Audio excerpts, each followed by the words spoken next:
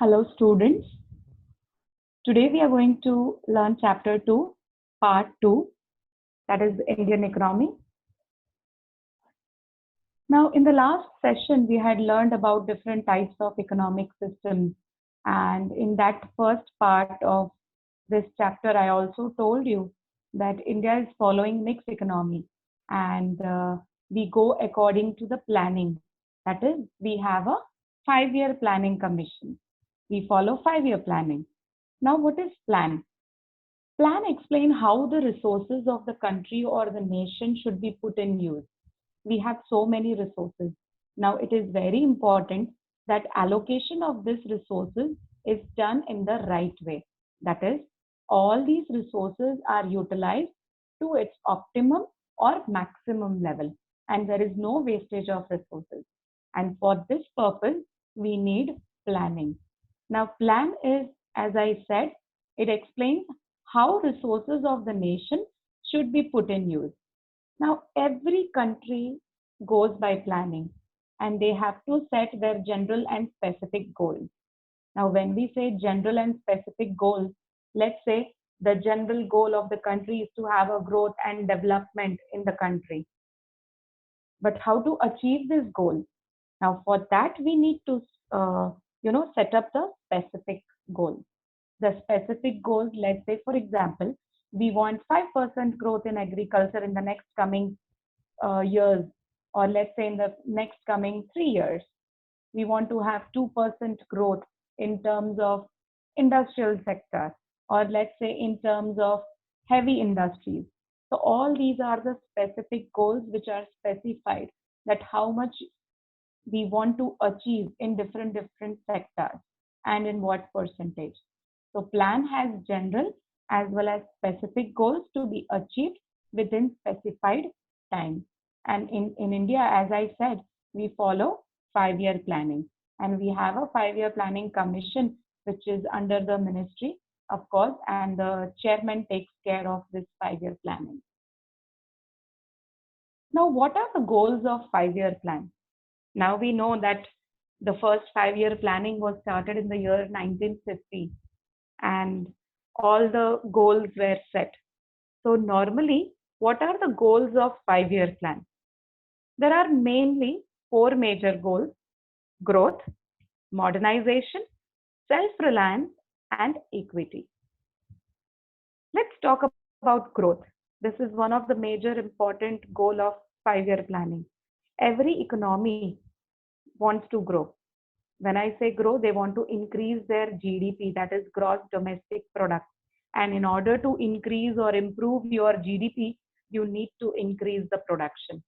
Only if your production increases, only if there is increase in production of goods and services and capacity of goods and services, only then the GDP contribution can increase. So one of the major goal was to increase the GDP. Next goal was modernization. Now, of course, the term itself explains that after independence, our main focus was on technology, because during the colonial rule, we were not able to develop our country to the set standard level. Now, adoption of new technology is modernization. And if you want to improve the production, if you want to increase the production, then you need to adopt new technology. Let's say if in an organization or in an industry, that is a factory, if I'm going to produce all the goods with same old technology, will I be able to produce more? No. And if my competitor has adopted all well advanced machineries, tools, and equipment, obviously my competitor would be able to produce more.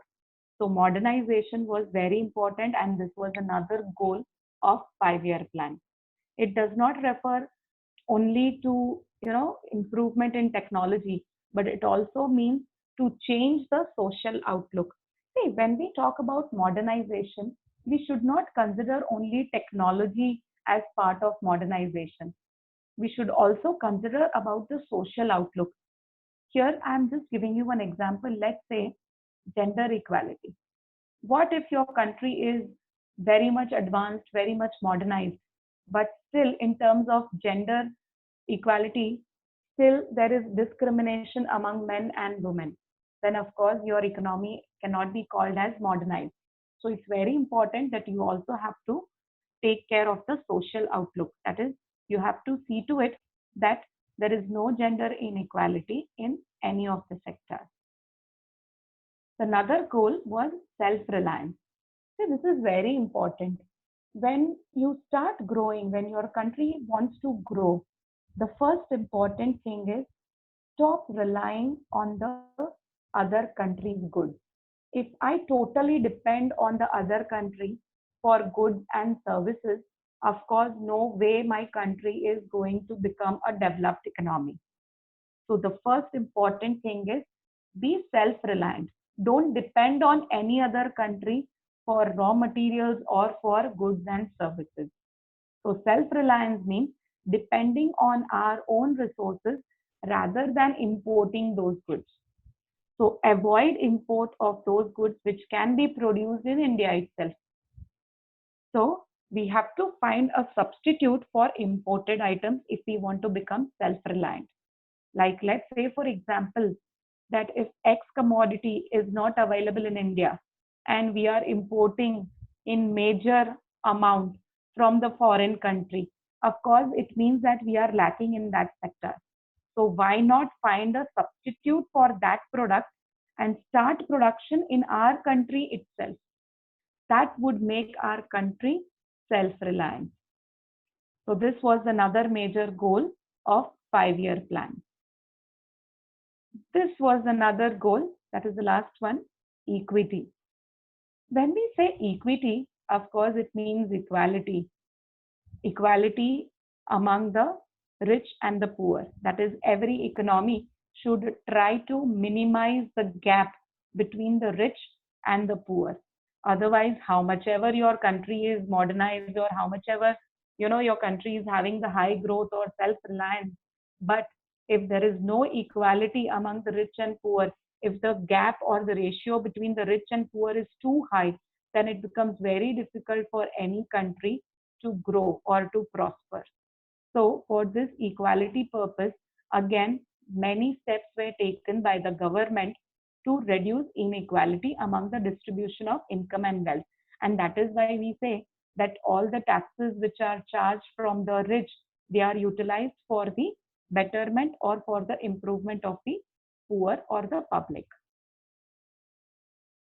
Now let's talk about agriculture during, of course, as I said, from 1950 to 1990. In the last chapter 1, I had explained you that what was the situation of agriculture during the colonial rule. We were suffering a lot and there were many problems with regard to this sector, as there was no growth and development except of cotton and jute industry, because those were the, in terms of agriculture, of course, we were more into the production of cotton and jute because of commercialization of agriculture. Now, after independence, there was promotion of land reform and high yielding variety seeds. Of course, first let me tell you what is high yielding variety seed. High yielding variety seed means usage of better quality of seeds or fertilizers for the production. Now, when we use better quality of seeds or fertilizer, it may give more output. So it was very important that all our farmers adopt this high yielding variety of seeds. And of course, there were also land reforms after the independence. Now, as I had explained you earlier also that there was zamindari system and they were more interested only in collecting the rent from the cultivators, and they did nothing for the improvement of agriculture sector. Now, due to this, there was low productivity, no growth, and we had to import food from many other countries like USA. So after a year of independence, steps were taken to bring changes into this system. And that is why we had land reforms, that is changes which were brought into the land system. So after this independence, we had abolished all the intermediaries, that is zamindars, jagirdars, all these were abolished, and tillers that is the owner of tillers, that is cultivators, they were made the owner of the land and they were given the part of profit. Now, these tillers, they came in direct contact with the government. Now, government had introduced land ceiling system for the protection of this cultivators. Now, what is land ceiling? Land ceiling means fixing the maximum size of land which could be owned by a particular individual. That means a fixed amount of land was given to the individual so that they could do the cultivation in that given maximum size of area. So maximum size of land was fixed and that is called land ceiling. This was done so that the concentration of land of ownership does not go into few hands. When I say few hands, it means rich people. So the purpose was to reduce this concentration of land in the few hands. Now, as I said that 2 lakh tenants, that is tillers or cultivators, they came into direct contact with the government, that because they were freed from the clutches of zamindars and jagirdars, as they used to exploit them a lot. So they were freed from all these exploitation. And this gave the way for tillers to put in more inputs, get more incentives and improve agriculture system, because now they were able to focus in the improvement of agriculture because they were getting the share from whatever they were earning. So they were thinking to improve the agriculture. Now the goal of equity was not fully served because now these zamindars, of course, when the land reforms were brought into and when legislation was passed on, they represented themselves as a self cultivators of the land in order to get the ownership of land. So what happened was, due to this loopholes in the legislation system, the poorest laborers, or let's say the laborers who were landless, they did not benefit much from this land reform. And the reason, of course, was that the big landlords, they challenged the legislation in the court and they delayed the implementation. Now, when this policy was delayed, implementation was delayed, what big landlord did was they got the time to register the land in their names, or let's say in the names of their close relatives, so they could benefit. Now, these land reforms were successful in Kerala and West Bengal. The reason is the system or the policy which were implemented were in the favor of tillers, and all the implementation was very good. So there were no loopholes in this state. Next term is Green Revolution. Now we must be knowing what is Green Revolution. You could have studied in your earlier standard, but let me give you an introduction to this. Norman Borlaug, he was an American agricultural scientist, and he's considered to be father of high yielding variety seeds because he was the one who had introduced this HYV seeds, and he was also awarded Nobel Prize for the same. Now he's called the father of Green Revolution. He was the one who got this term Green Revolution by introducing HYV seeds, that is using the better quality of seeds for more output. But we know that majority of the Indian population was under dependent on agriculture. That is 75% population was depending on agriculture, and the productivity was also very low. Now productivity was very low because in India we did not have much of irrigation facility. So the farmers had to depend on the monsoon. So stagnation which we had faced during the British colonial rule, that was broken after independence with Green Revolution, because now we started knowing the use and importance of high yielding variety seeds. Now this use of HEY was restricted to states like Punjab, Andhra Pradesh and Tamil Nadu, which were mostly into the production of wheat and rice. Now, this was the first phase of Green Revolution during mid 60s and 70s, and only these states were doing good in terms of HVY. Now, the reason is they had a better irrigation facility, because there are many things which are required. It requires good financial investment capacity. It requires good resources, the irrigation facility, and all these facilities were available in this state. So they could do better with HVY. But in the second phase of Green Revolution, that is mid 70s and 80s, it was spread to larger number of states and benefited more variety of crops and not just wheat like first phase. So Green Revolution led India to self-sufficiency in food grains because now we started knowing the importance of using a better quality of raw materials, fertilizers, seeds, pesticides, etc. Now we should understand this term very well, that is marketed surplus. See, if I am a farmer and if I'm producing certain amount of goods, let's say for example, I'm producing 100 kg of rice. Now, if I'm going to consume all these 100 kg of rice, it means whatever I have produced, I have self-consumed. That is called self-consumption, which means whatever I'm producing, I'm consuming that. Now, it was very important that if you want your economy to grow, it should not be restricted to self-consumption. You should produce more than that, which means if I'm consuming or if I need 100 kg of rice per year, then I should be producing 200 kg so that I can keep 100 for self-consumption and the rest 100 I can sell it into the market. So the portion of agriculture which is produced, which is sold into the market by farmers is called marketed surplus. Surplus means extra. So here, how much I had produced extra? 100 kg. So that 100 kg which farmer can sell into the market, the surplus of the produce which farmer can sell into the market is called marketed surplus. So if you want your economy to grow, it is very important that your country should not refrain itself to just self-consumption, but they should also get into trading, that is importing goods. A good proportion of rice and wheat produced during this green revolution was sold by farmers in the market. And as a result, the price of these food grains now declined because many farmers used to produce and sell it into the market. So this was very much beneficial to the people who were into the lower income group or who were spending majority of their income on the consumption of food. They all got benefit from this price decline.